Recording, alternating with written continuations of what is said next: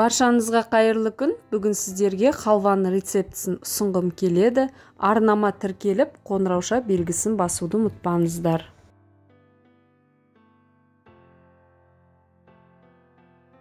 Бұл халваның ерекшелігі дүкендік халва сияқты емес, өте пайдалы, ұнсыз, қантсыз, майсыз жасалады. Сіздерге ұнайды деген ойдамын. Бізге керекті заттар күнбағыс, кей жерде шемішке дейді. Менде дайын қуырылған шемішке түрі, одан кейін ертілген, балқытылған жаңағы балымыз. Ең алдымен күнбағысты блендердің көмегімен ұндап аламыз. Аз-аз бөліктен салып, ұндап аламыз. Тура осылай.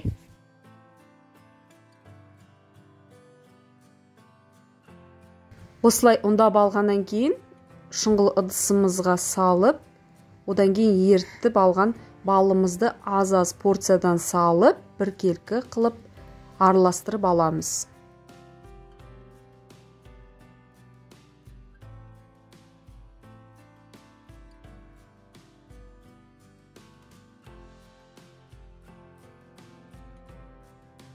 Осылай балдың көмегімен араластырып, біркелкі масса шығарып аламыз. Үстіне 1-2 ас қасық жылы су қосып араластырсаңыздар да болады. Тура осылай араластырып қоямыз.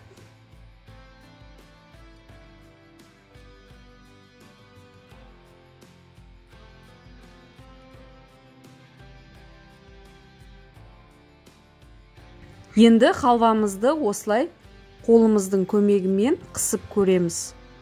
Халвамыз міне дайын деген сөз. Шұңғыл емес ыдысқа немесе шұңғыл ыдысқа халвамызды салып, үстін біркелкі қылып басып шығамыз.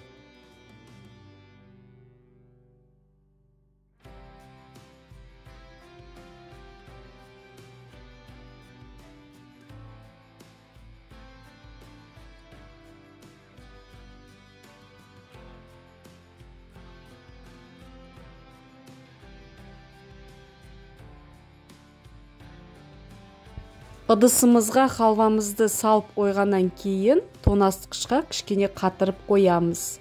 Одан кейін осылай турап жей берсеңіздер болады.